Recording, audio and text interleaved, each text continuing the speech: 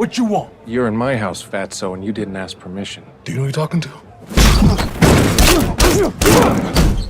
Now get out of my cell. If you boys knew what's about to happen to you, you'd leave now.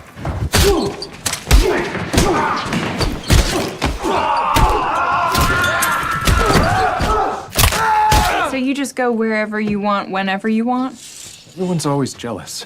The series begins with Jack Reacher, who is very tall, strong, and silent. He enters a small town called Margrave. I'm sorry. I'm not good at math. Don't take a 40% tip. The hell you want, asshole? I'm talking to you, stupid. Listen, man, I'm just having a bad day. Won't happen again. Eastern Seaboard. Sources say the program, which began a year ago, has been responsible.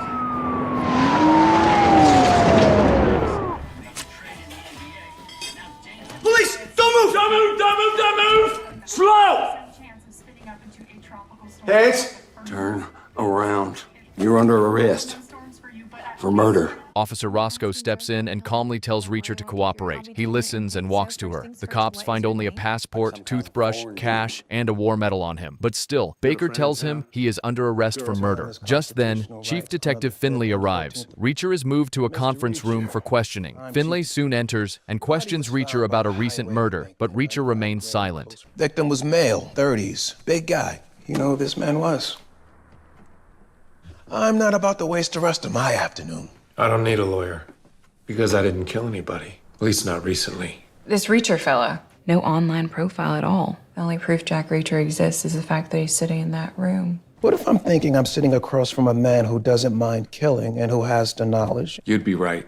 Shooter was someone who knows firearms well. Bullets were small caliber, 9mm, 95. This was someone who knew how to conduct a quiet, effective kill. Your psycho isn't suddenly going to be rational enough to know he has to hide the body, and your meticulous shooter isn't going to do a sloppy job with roadside cardboard. You said the victim was big, so most likely his feet were sticking out, and that's how he got spotted. I got off the bus from Tampa and walked to town. You get on a bus in Tampa with $212, a toothbrush, and a French war medal. I also went to a diner, ordered peach pie, and never got to eat it because I was arrested for murder. If I can confirm you were on a Greyhound bus at that time, you're cleared.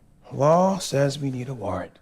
Reacher, why does trouble always seem to find you? In a flashback, Reacher and his brother Joe have just moved to a new home on a military base in Okinawa. Their mom, Josephine, tells them to put on their jackets and go make friends with the other kids. Let's just go home. It's my fight. It's never just your fight. Trouble does kind of seem to find you. Back to present, Reacher is in a jail. Roscoe pours coffee and offers some to Reacher. Roscoe mentions that the police have not found anything suspicious on Reacher's fingerprints, which means he is quiet and clean in their system. Suddenly, Finlay comes rushing out with news. They got a lead on the phone number found on the victim. Roscoe leaves with Finlay. They meet Charlie Hubble. Her husband, Paul Hubble, seems tense, but invites them to his modern, expensive home. At the house, Finlay presses Paul about a murder. Someone was shot with Paul's phone number found on the body. I did it. I understand I don't have to talk or anything and then I got a lawyer and all that, but I did it, okay? What was his name? I don't know. You killed a man you don't know? Yeah, that's right. I told you I did it, okay? I'm not about to rehash all the details. A double-barrel shotgun blast right to the face. Yes, I did. Your life's about to get very complicated, Mr. Hubble. Reacher, come with me. Not until you let these zip ties come off. Get the box cutter. You guys recycle? Finlay asks Stevenson if he knows something about Hubble. Stevenson says Hubble was at a family party all night, far from the murder scene. He does not know why Hubble confessed or why his number was found in a shoe at the crime. Reacher and Hubble are about to be taken to jail. On the bus, Reacher and Hubble were the only prisoners. They sat across from each other. After a long drive through dark country roads, they finally reached Warburton County Jail. But a Samoan fella come through here last year. Meth dealer. Might be a little tight on the shoulders. Drop them drawers. Bend over and spread. That weapon's not fitting inside me or any other human being without sending them to the hospital. So if you think you can perform the inspection without getting seriously injured, go for it. Really sorry I got you into this. It wasn't my intention. Remember when I said shut up on the bus? Same rule goes for jail. Instead of being in a holding cell for people waiting for trial, they were mixed in with extremely dangerous prisoners. Just then, 4 prisoners approached their cell. The leader, a man named J.D., looked directly at Hubble and started teasing him in a threatening way. There she is. Look, she got pretty little shoes on. I said give them to me. Good girl. Now, there's just one more thing I want from you. What you want? See, you're in my house, fatso, and you didn't ask permission. Now I'll count to 3. Do you know who you're talking to? Now get out of my cell. Reacher and Hubble walk through the yard. He remains cool, and Hubble sticks close, clearly afraid. Hubble confesses that he is not a real criminal. He is terrified because the people he works for threatened his whole family if he ever betrayed them. Reacher listens but stays detached. When a group of gang members starts eyeing them, Reacher heads to the bathroom, and Hubble follows. In the shower room, Reacher sees the gang approaching. A brutal fight breaks out, but Reacher handles them violently, breaking bones and smashing heads.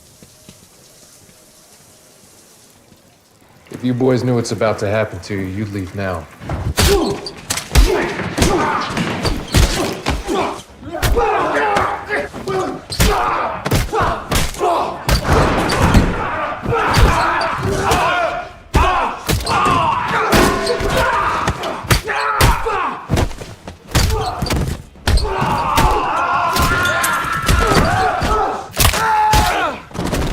Let's go before the warden sees. Let's go, let's go!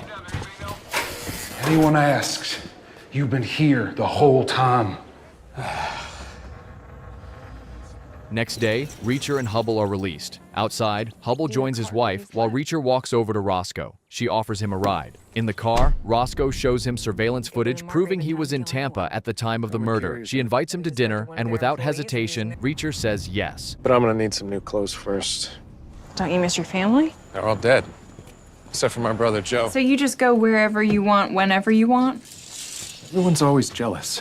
So I'll check out the town for a while and see you in a bit. And don't go getting yourself arrested for murder again. Reacher enters a local barber shop where the elderly barber Mosley is making a sandwich. Reacher asks for a shave. As Mosley starts shaving him, Reacher comments on how perfect the town looks. Mosley credits the Kliner Foundation. While being shaved, Reacher notices the same black truck parked outside. Kliner Jr., known as KJ, stands beside it, staring in. His cousin Dawson joins him. He wipes the shaving cream from his face and marches right up to KJ and Dawson. You want to dance a Tom Burrito with me?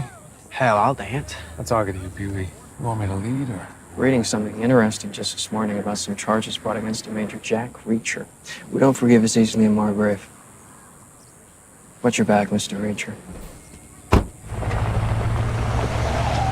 He arrives at the police station parking lot where Roscoe and other cops are gathered. Roscoe tells Reacher that another body has been found nearby. The medical examiner Jasper explains the details of the second victim, a John Doe shot in the back of the head while running away. The first victim remains unidentified, with mixed dental records and swollen fingertips from an allergic reaction. Reacher studies photos carefully, noticing details like an oblong scar on the palm. He realizes the victim is his brother Joe.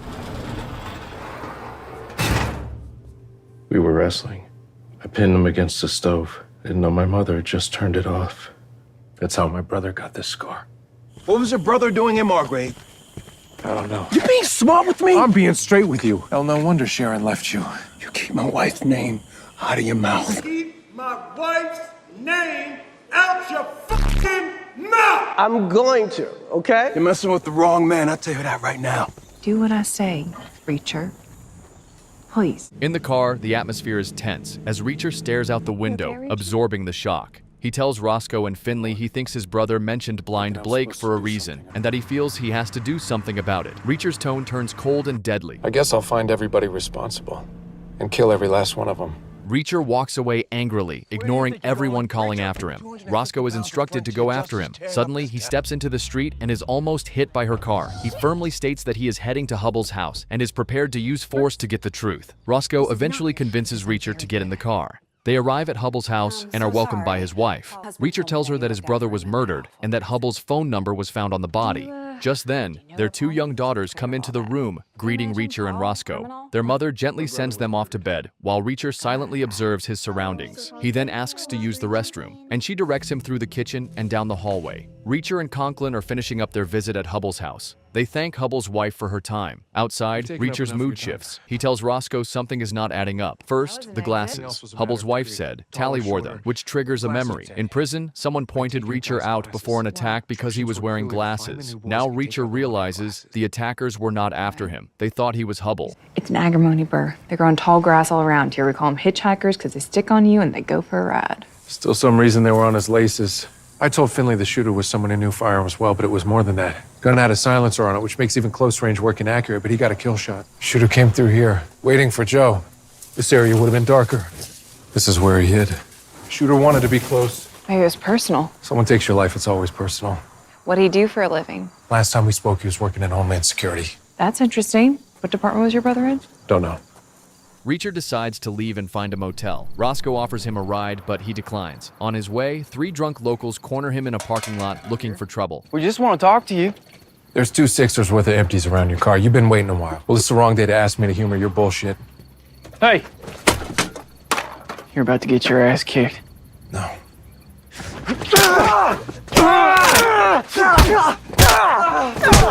What the hell just rolled into Margrave? After quickly dismantling the group in a short but brutal fight, he walks away unharmed. There has been another murder, this time Police Chief Morrison. When Reacher and Roscoe arrive, they see the scene is worse than anything. Morrison was nailed to a wall with 6 spikes through his arms, 2 piercing near his wrist bones, and he had a cut on his cheek. Reacher thinks he came down south looking for peace and quiet, but instead, he has found 4 dead bodies, or maybe 5 if Hubble is included. At the emergency town meeting, Teal announces that he has appointed himself chief of police, but the crowd reacts with anger and doubt. Y'all had him in jail. Why'd you let him go? Mr. Reacher has a rock-solid alibi. I have faith in Chief Detective Finlay. I have faith in our new chief of police. Teal's trying to frame the Morrison hit as a revenge killing. Just set me off to chase my tail. You're one of those conspiracy nuts. Guys with the kind of money and power Kliner wields are rarely angels. Give us cover while we work the real angles. Like Joe's rental car. I'll call you when it's set up. I don't have a phone. Get one. I'd like to offer my apologies for your arrest. My condolences for your brother. We'd be happy to keep you updated on the investigation. Just leave your contact information with the department before you head out. I'm not leaving. Back at the house, Charlie is scared, but she trusts Reacher. With her husband gone, she needs to protect her daughters. When Reacher arrives, they are told to pack. Picard is on the way to take them into protective custody. Reacher gives her a burner phone and assures her this is what her husband would have wanted. She breaks down. Realizing the truth, Hubble is probably dead. There is no time to mourn. They need to run.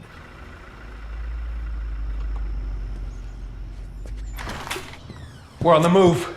It's not safe anymore. Let's go. I'm not ready. Let's go, now! Hey, I'm Picard. Told you I need my own gun. Finlay said he can't get the FBI officially involved yet, so I'm gonna take a few personal days, watch the family myself. What about you? I'm gonna go see that guard Spivey at Warburton. He won't tell you anything. Depends on how I ask. Reacher heads to Warburton to find Spivey, the prison guard who set up Hubble. Whoever paid Spivey is likely the one behind everything. He might be the key to cracking the case. When they spot Reacher, they pull guns and try to force him into a car. But Reacher quickly figures out they want him alive and will not shoot. You don't want to draw attention firing outside a crowded bar.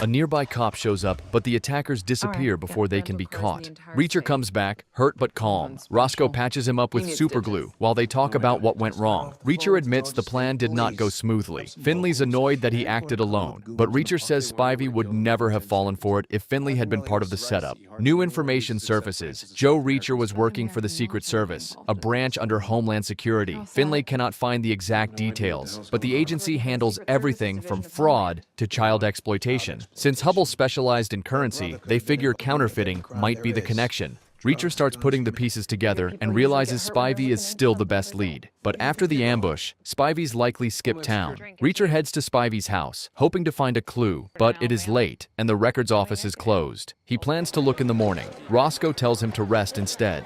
They drive to the bar. Roscoe changes clothes to not look like a cop and gets Reacher a clean shirt. At the bar, they talk and listen to blues music. One song reminds Reacher of his brother Joe. They dance together even though Reacher said he does not dance. They open up about their pasts and Roscoe talks about her parents dying, and after that being raised by a family friend named Gray, and how he taught her to be a good cop. Reacher says Joe was the only family he had left. You always eat this well? I was hungry.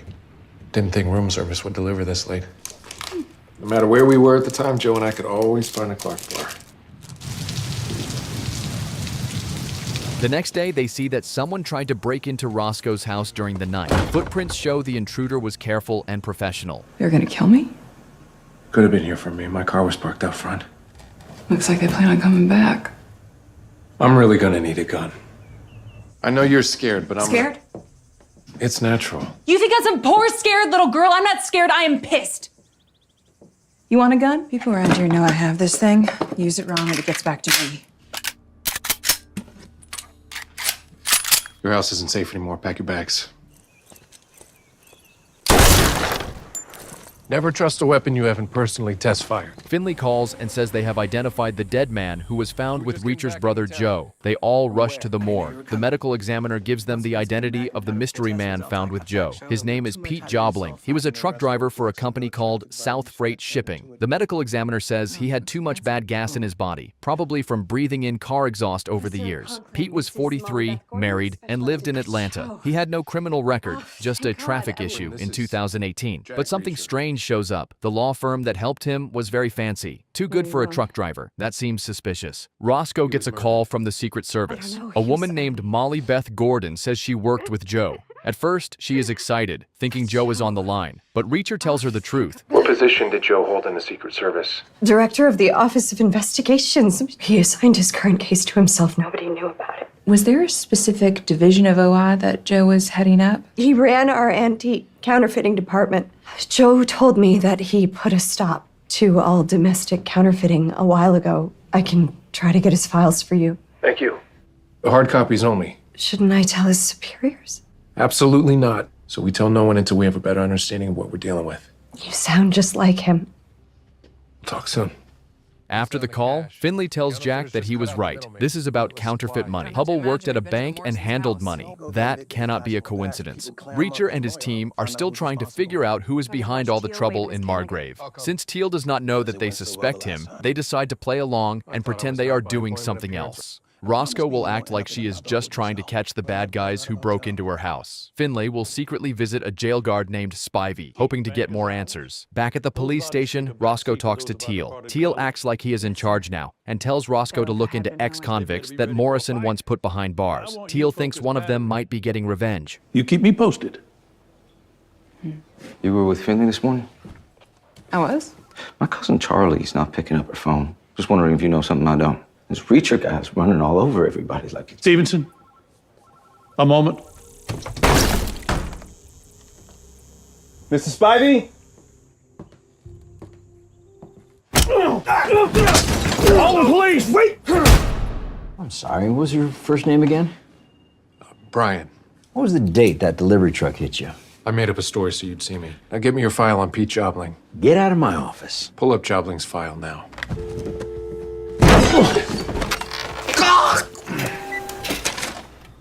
Staple. Thank you. Caused any problems you wish I finished strangling you? Listen, man. You should have told us you were a cop. Roscoe meets with Reacher at a restaurant called Jolene's and tells him what she found. The dead trucker worked for a company named South Freight Shipping, which was linked to another company, Kliner Industries. When the trucker got into trouble, Kliner helped cover his legal bills. Reacher says he checked out Spivey's house and learned that Spivey had left town. But Spivey had made many calls to Kliner Industries, so the trail leads to Kliner. Reacher tells Roscoe he plans to sneak into Kliner's building to find clues, even if it means breaking the rules. Roscoe warns him that breaking the law could cause problems for the investigation. When they arrive at Kliner's office, they see there are no security cameras, maybe because the company wants to keep things hidden. Mr. Kliner meets them and says he knows little about the murders, just some rumors from the local diner that are not very reliable. We're just looking for some clarification as to your relationship with these men. Truck drivers drive too fast. They get all amped up on energy drinks. And that's for Mr. Spivey. You said he called my company? Maybe they're just making plans to grab a beer afterward. My intention was never to insult you, Mr. Kliner. My intention is to conduct my investigation in any manner I see fit. I mean, the people of this town, the other members of the police department, they want to help you. This evidence trail you're following, it's a waste of time for you and for me. Leave it. You don't tell me what leads to chase and how to chase them. I will put my fucking foot up your fucking ass until your heart stops. The group is also trying to understand what Kliner is doing with his big farm. They notice he has been getting a huge amount of animal feed, much more than needed for a normal farm. This makes them suspicious, thinking Kliner might be hiding something or running a secret operation. Reacher is warned by his friends that even though Kliner looks like he might be involved in the crimes, they cannot just rush in and attack him. They have to be careful and smart, or they risk messing up their investigation. Reacher decides to find Spivey because if Spivey talks, he can reveal who is behind all the trouble. He plans to meet Spivey at the Blue Cat, where Spivey feels safe. Reacher will go alone so they will not suspect him as a cop, and the bad guys will not run away. You know Tanner Spivey? He don't need anyone asking about his business. There's some Spanish guys, man. Real fast. He drives off in his fancy Mustang and notices one car following him. Reacher quickly speeds off and they continue unaware he's leading them into a trap. Por ahí, que no puede ir muy lejos. Ahí, adelante, a la derecha.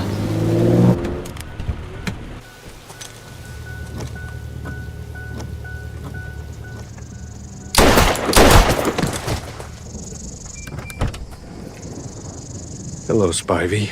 Finlay learns that Hubble has not worked at the bank for a year and has been lying to his wife. Then they hear about a burned-out car found near a quiet rural road. They think it could be Joe's missing car. It was set on fire, using a strong chemical to destroy any evidence. But rain came and washed away most of the damage. To find out if it is really Joe's car, they try to check the car's ID number by cleaning the rust using ketchup and salt. It's Joe's car or what? Think so. We can send photos to forensics. Old army trick. Salt for abrasion. Make a great metal cleaner. And you put that in your body. Tastes good. South Americans got to Spivey before I did. Found him stashed in their trunk. 7 bodies since you set foot in my town. They charged me, and they were armed. Fine. They decide to hide the bodies instead of letting the police find them because they do not trust anyone else to control the investigation. Roscoe sees that the bullet wounds are in the backs of the bodies. She realizes Reacher shot them as they were turned away, not charging at him like he told Finlay. Reacher simply says he had the chance to stop them, and he took it. She asks Reacher what really happened in Baghdad. Reacher tells her that he was searching for a missing soldier when he noticed a group of young boys playing soccer. Whenever they see me, they'd wave. I wave back. 3 men from the village were abusing the boys. They could turn themselves into Iraqi police or they'd answer to me. I was ready. You have a problem with me killing people who hurt children? Because I want to know the kind of person I'm working with.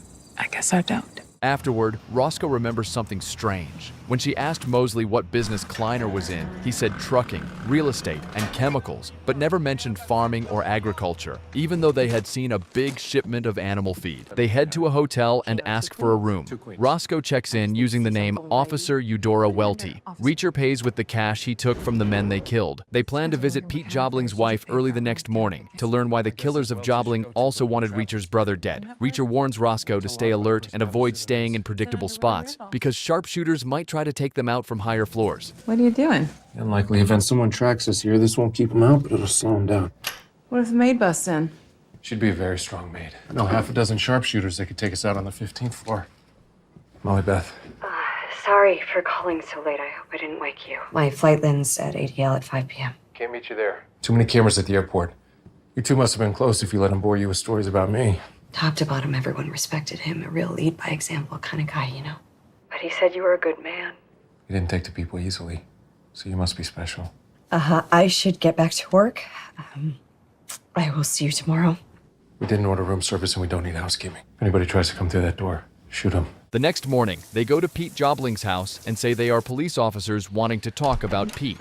Roscoe wanted to tell Jobling's mother about her son's death, but Reacher stopped her. They explain they want to ask about recent truck hijackings at the family company. She says they can go to Pete's wife's house for investigation. They go to Mrs. Jobling's house and tell her that her husband is dead, but she does not seem to care about the reason. She shares that she warned Pete many times that his actions would catch up with him. She suspected he was stealing from his company and from Kliner. She put up with a lot because of their relationship, but on the night Pete was killed, she did not know who he was meeting. Finlay shares the Vine again check results. The car was rented and found at a motel under the name Ron Hassey, which Reacher knows was one of Joe's fake names. That means Joe was likely at that motel before he died. Reacher and Roscoe hurry to the motel, hoping Joe left something behind. The motel worker tells them Joe had left a briefcase and a garment bag, but someone claiming to be Ron Hassey picked them up just 20 minutes earlier. The man was medium height and possibly Hispanic. Reacher realizes they are too late, but knowing Joe, he figures Joe would have hidden important stuff somewhere unexpected. They search the room and find the garment bag. No way.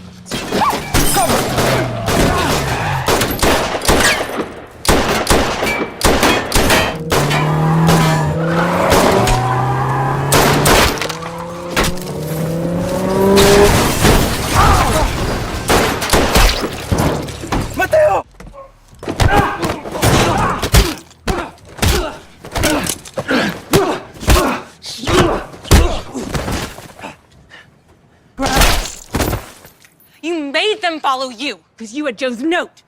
So you'd stay alive. I was thinking when Joe died, there was almost no one left in the world I cared about. And then I met you. Finlay arrives and asks what they found. Reacher says they were attacked. They think someone at the police station gave the bad guys the information, maybe Stevenson. Finlay is surprised, but agrees Stevenson acted strange. They call the numbers. One is William Bryant, an economics professor at Princeton, and another is Stephanie Castillo at Columbia. But they find it strange to link government agents to the crime. Roscoe worries about going to Tennessee because Molly Beth is arriving soon. Reacher calls Neagley, a trusted private investigator who has helped him before. Neagley agrees to help, and they plan to meet Molly Beth at the airport. But when they arrive, Molly Beth is not there, and Reacher feels something is wrong. Well, she must have missed us and walked right by. No one misses me when they walk by. We need to split up. You take the stairs, you take the elevator.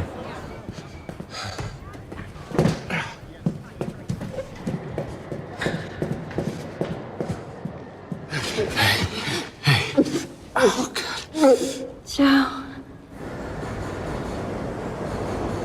Reacher and the others drive away, still shaken by Molly's death. The radio blames a crash on mechanical failure and mentions Coast Guard patrols being cut due to budget issues. But Reacher and his team know there is something more sinister going on. They feel guilty for leaving Molly's body, but staying would have put them at risk. Suddenly, Reacher tells them to stop the car. He sees a dog tied up with a tight chain on someone's property. The chain is cutting into the dog's neck.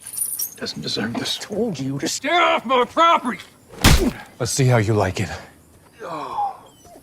Take the dog to a no-kill shelter, then drop me off at Hubble's. After rescuing the dog, he goes to Hubble's house to get a new car because their old one has bullet holes. He uncovers the car, and to be honest, I have no idea what brand it is, but it surely isn't a Mustang, so be sure to let me know in the comments, guys. Sometime later, they agree to meet at the police station. Reacher is clearly upset. He blames himself for getting Molly Beth involved and feels guilty that she died because of it. Two men are laughing and joking about their past. Their fun stops when they see Reacher. They call him a war criminal and mock him. Look, it's the war criminal. You know, you and my friend Emmett here, you actually got something in common. Both play college football. They kicked me off. What for? Being too violent. Are you just an insecure, spoiled rich boy hiding behind daddy's money? You knew I'd come after you when I saw what you did to Roscoe. And you knew I'd come in here and cause a problem that would most likely get me in trouble. That little cock tease. I never liked you, Dawson. Don't make me prove it. Son, put it down. Anytime you want to dance. Since the moment this man arrived at Margrave, there's been nothing but violence. But if you keep digging for water under the outhouse, you ain't gonna find nothing you can drink. Junior and the boys were just minding their own business when this guy came in and started tearing up the place. Roscoe, take Reacher outside. See you soon, Junior. Roscoe is angry and shocked. She just found out that Teal fired her. Finlay promises Roscoe he will talk to Teal and try to fix things. Roscoe refuses to give up her gun. Even though Roscoe lost her job as a cop, she is not done investigating. They decide to follow Joe's plan to solve the case. But some leads, like the professors and the Memphis angle, are not helping. Jobling's garage has nothing useful either. The only thing left is to check Gray's files. Reacher remembers Gray gave Roscoe a special gun, a Desert Eagle, a year before he died. When they check the gun's box, it is empty. Reacher finds nothing at his house or the station. Then Reacher remembers Gray got his hair cut every week, even though he had very little hair, which seems odd. Later, the barber gives Reacher a message Gray left for him. Gray said he was proud of Roscoe and wanted Reacher to have this message if he ever came looking. Gray checked all the tax returns for the Kliner Fund, which is supposed to be a charity, but the money going out does not match the money coming in. The charity gets a lot of money but only gives it to a few small-town businesses and groups. Neagley found something important but cannot talk openly on the phone. She wants to meet Reacher for dinner earlier than planned because she does not trust calls. They discuss the case of Jimmy Dupree Wilkes, an EPA investigator killed at home. They see the cases are connected and dangerous. How's it going, big fella? 10 years together in special investigators. I know what you think. And you knew I'd come to a bistro because my mother was French. It's got the biggest sign. Let's go. I'll fill you in. I haven't eaten yet. The JW on your brother's punch list was an EPA investigator named Jimmy Dupree Wilkes. Was. Sparklers don't use silencers. Most don't carry guns at all. Also, burglars steal things. That's what they did to my brother. You're gonna kill a whole lot of people, aren't you? Already started. He and his partner are gonna take us to meet the CI, low-level hitman who might know who was hired to kill Will. But the pollution seemed to hit hardest at Chester, Arkansas. So that's where we go. These people are connected and stone-cold killers. You know, given your size. Why are you so big? Genetics. Roscoe arrives with news that could mean another murder. They talk about Officer Gray's death. The mortician said Gray had a cut on his head from falling while drunk, but now they wonder if Gray was actually hit by something else because the cut looks like it was made by a diamond-shaped object. The medical examiner zooms in on the injury and finds tiny cuts that match that shape. The investigation is getting harder and more complicated. You pick up microlacerations, which can often show the shape of the object causing the injury. Kind of look like a diamond. Damn right it does. Miss Conklin, you come to clean out your desk? Hey! Now they know you know something. I know that old bastard killed Gray. I gotta get you out of town. You can't show your face in Margrave now. This is Officer O'Coin. They see their files are incomplete and decide the next step is to break into Kliner's office after hours to find the proof they need to expose the conspiracy. Though it is risky and there are no security cameras, it is an illegal search, but they feel they have no choice. Meanwhile, someone finds a lead on who killed the EPA agent investigating Kliner and promises not to go after Teal without help. Reacher and Neagley are given a ride back from the police officers who helped connect them to the informant. Already got a call from Stevenson saying Teal wants a warrant out for Roscoe's arrest. Can't trust Stevenson. I lost it. No apologies, remember? Got a lead on a shooter who took out an EPA agent digging into Kliner. When the time comes, I'll hold him while you hit him. Bye, Reacher. Bye, Roscoe. When we get to the precinct, we'll go through the alias database. We'll look up Viking, see what pops up. Torch my family. Draw your weapon! They showed me a video of them Draw your weapon! Wait, don't... I'm gonna open the door. I'm gonna shoot you real quick.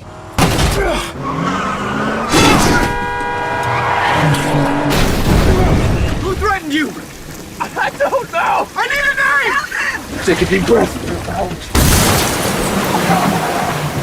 Do not mess with the special investigators. Kliner forced that cop to kill us. Odds are he hired the Viking, too. I'm gonna head back to Margrave. Do me a favor and walk away. Then the guys who killed your brother and tried to kill us? See what I can find out about the Viking. Finlay is set to break into Kliner's office to uncover crucial evidence, hoping something important will emerge from the shadows.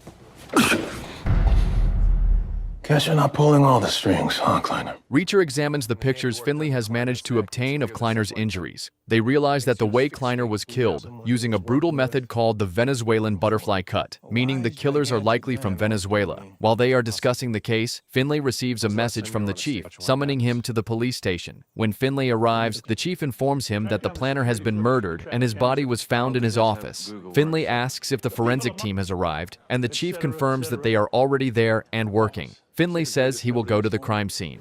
Still think my dad's guilty? Easy. Easy. You went after my father for murder. Don't get in my office. And hold off going to the crime scene just yet, till things cool down. I'm doing you a favor.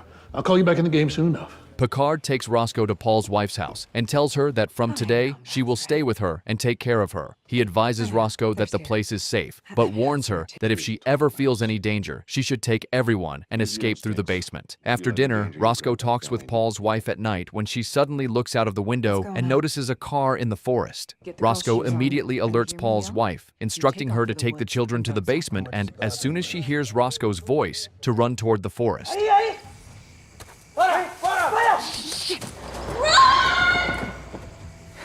Okay, I'm gonna lure them away. Yes, do it.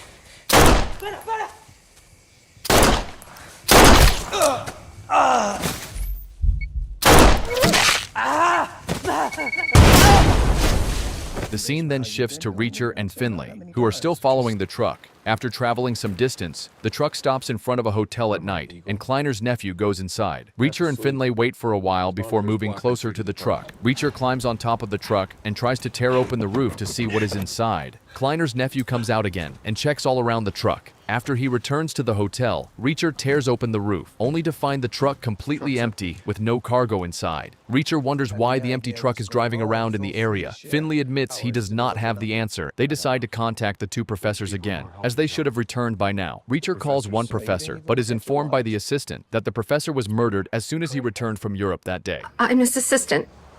My condolences. Thank you. I have to go. Professor Castillo? Yes? Now do everything I'm about to tell you if you still want to be alive by the time I get there. Roscoe takes Paul's family to a restaurant. During their conversation, Roscoe tells Paul's wife that her husband quit his bank job just 1 year ago. Paul's wife responds that she knows everything and that her husband never hid anything from her. Roscoe reminds her that when they first met, she had said she didn't know anything about her husband's work. Paul's wife explains that at that time, she said what she thought was right because she felt that lying would protect her children. Then, she shares with Roscoe how their life was ruined, recounting how one day, her husband received a call from Kliner asking him to meet. When Paul first meets Kliner, Kliner tells him that he has some work for people like him and wants Paul to join his company and work with them. He assures Paul that he does not need to worry about money because he will earn more than he can imagine. Paul asks how he can be of help, and Kliner explains that he has many clients who deal with large amounts of money and wants Paul to manage these transactions. However, Kliner first wants Paul to visit one of his client sites with him. He tells Paul that if he likes the work, he can continue, but if not, he is free to leave. Are these all racehorses? Mostly retired. You know, these are animals that are used to running as hard, as fast as they can, and they revolt. And then, one day, they just stop because they accept that they're trapped. They know there's nothing they can do to escape their fate. That money that you moved today, you helped me launder millions in illegal tender, and then you sent me the evidence. I know what you're thinking. You want to run. Just like all the horses in here want to run. Let me tell you something. No place is safe. I can't do this. I'm going to leave you in here for a while so that you don't run off and do anything stupid. Paul, don't gnaw at the gate.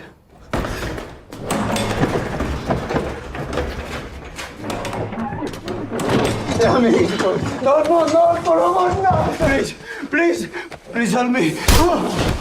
This is what happens to you and your family if you don't do what you are told.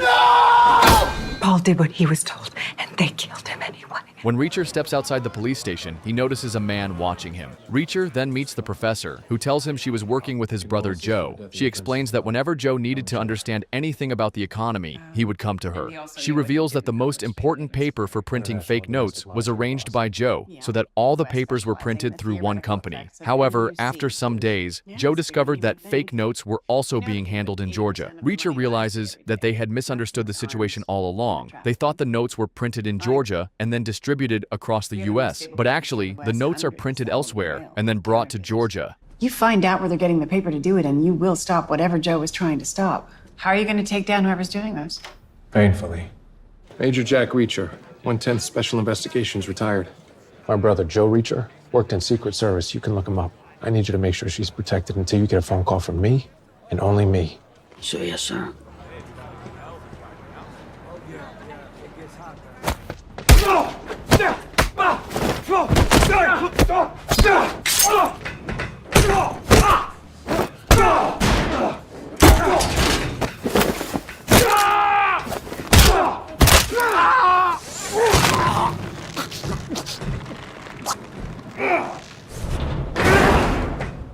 Stevenson and his wife Emma are filled with fear. They admit they never imagined feeling unsafe in their own hometown. They mention that Finlay has been missing and is not responding. They have tried contacting Paul and Charlie, but both have vanished. It is unclear if they are in hiding or if something worse has happened to them. The couple starts talking seriously about leaving Margrave behind. They discuss moving to Tupelo for a new beginning and to be closer to family, especially since Emma is pregnant. In Margrave, Mr. Kliner's funeral is happening. A speaker says that even though Kliner only had a son and nephew as real family, he treated the whole town like his own. They say he was a good man who died too soon. What the hell do you think you're doing? Paying my respects. How would you like it if I sliced you up just like you sliced him? Take a step back, son. Well, there will be 2 Kliners in that grave. I'll see you around, Finlay. Just then, Finlay gets a phone call. After listening, Finlay tells Reacher that it answers one of their important questions. When Reacher asks which one, Finlay replies that it is about Officer Stevenson. He explains that Stevenson was involved in the fake money operation and has now been killed, just like the others who were part of it. Teal strikes a harsh blow to Finlay and Reacher. He fires Finlay, saying he is not capable of handling the job and blaming him for the disorder and the deaths of officers. He also threatens Reacher, ordering him to leave the crime scene or face arrest. You got 1 minute to leave my crime scene or I'm taking you in. So he gets rid of me without having to drop another body. I know you're angry. I am too. First, I'm gonna ask the last cop in Margrave to lunch. Reacher tells Baker he plans to break into Hubble's house that night and search for evidence tying Finlay directly to the crime. Baker supports the plan. Meanwhile, while Finlay lets Stevenson's parents know of his passing, Reacher gets to work. He finds the nearest army surplus store and buys camouflage, paints, boots, and weapons. He is going hunting, and the trap is set. He even has the advantage of the weather. As the truck pulls up that night, Dawson and other men exit dressed in those white latex suits.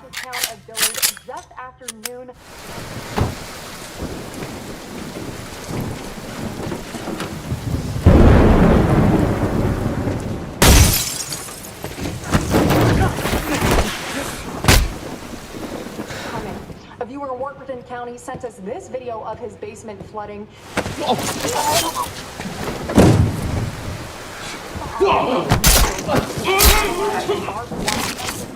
Union, Weston, Hamilton, Orchard Hill, Greenville, and Zebulon. We also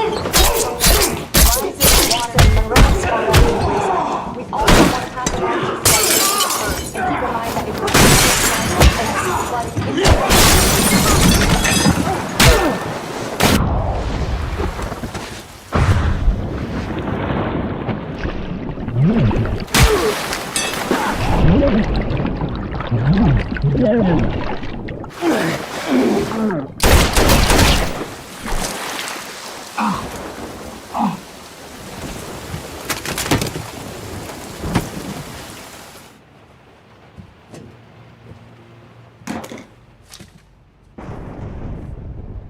He suddenly understands the whole secret. He calls Roscoe to tell her that he now knows exactly how they are laundering the money. They cannot find special paper to make fake money, so they found another way. Instead of using new paper, they take real $1 bills and wash the ink off to make the paper blank again. Then, they print new $100 bills on that clean paper. The new $100 bills look old and worn, so no one suspects because real new ones have special magnetic strips. They use something from animal feed they bought in large amounts to help wash the ink off without damaging the paper.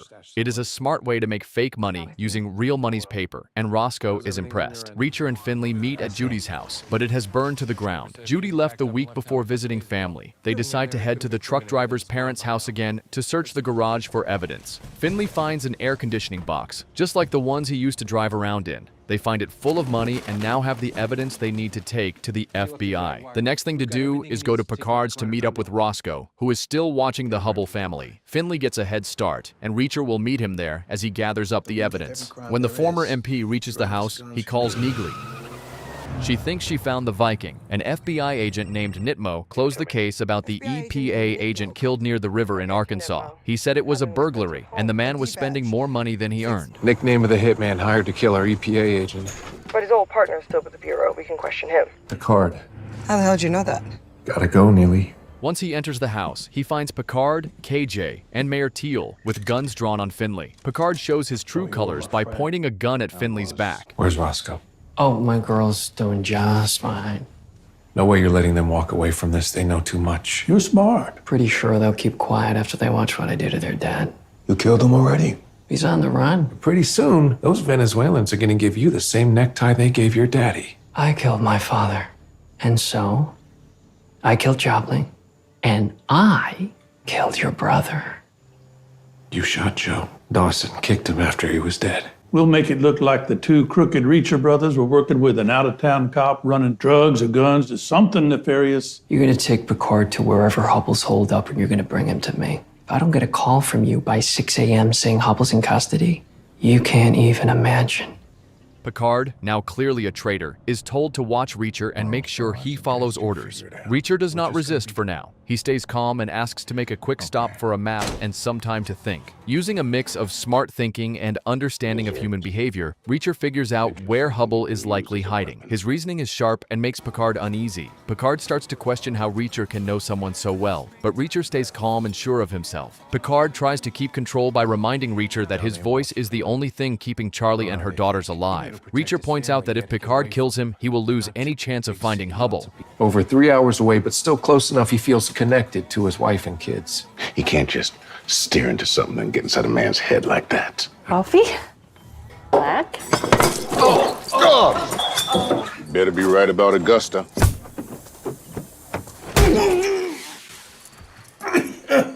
You live tougher than I thought you were. Low tire pressure. You should check it out. Keep driving. You've been with me the whole time. Pull over. And if you're thinking about throwing a tire in my direction, think again. You shoot me, I ain't the only person you're killing. But if you shoot me, you're never finding Hubble. I don't have many options right now. We raise our guns up over our heads. We stand up and face each other, hands up. Yeah, got it. 3. Find motels within 3 miles of Augusta bus station. Your input is being processed. He knows Hubble would avoid using credit cards to stay hidden, so he must be traveling by bus and paying with cash. Hubble explains that he reached out to the federal agents because he sensed the operation was getting more dangerous. Joe Reacher, using the fake name Mark Salas, was the one who responded to Hubble's tip. Hubble also discovered that Pete Jobling was stealing from the operation and put him in touch with Joe. Even though Hubble hoped that helping the feds would protect his family, he now knows the Kleiner's plan to kill everyone involved. Reacher realizes there is no deal to make. The only way to win is to stop them all. Hey, somebody's texting you, buddy. Duck and cover. Reacher came in crashing like a freaking Terminator, and not to mention he actually looks like one. You okay? I'll live. I can't help but see you're alone. Let's hit the gun locker, the ammo safe. Grab anything useful. They grab guns from the police weapons locker, pistols, and rifles. There are many armed guards outside the factory. Kliner Jr. expects Reacher to attack with guns, and that is exactly what happens. Reacher pours fuel around a loading bay to start a fire. Finlay lights the fire with a cigarette he keeps as a backup.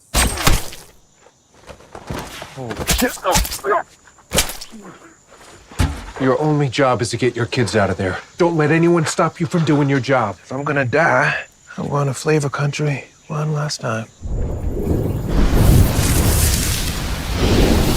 What the hell is going on?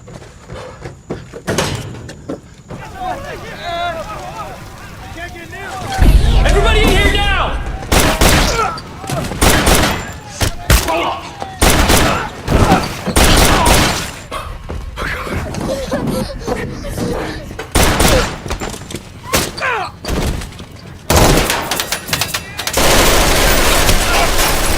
He's over here!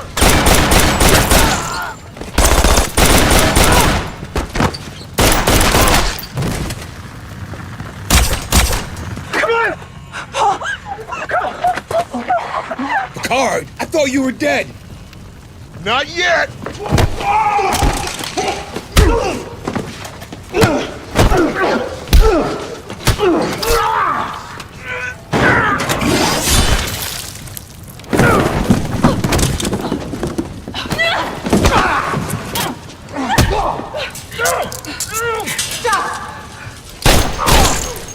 We gotta go get Reacher. He'll be okay.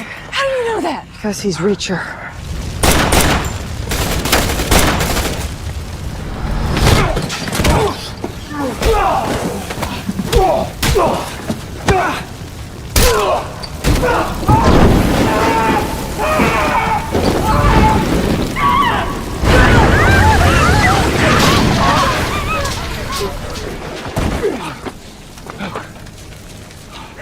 It's over.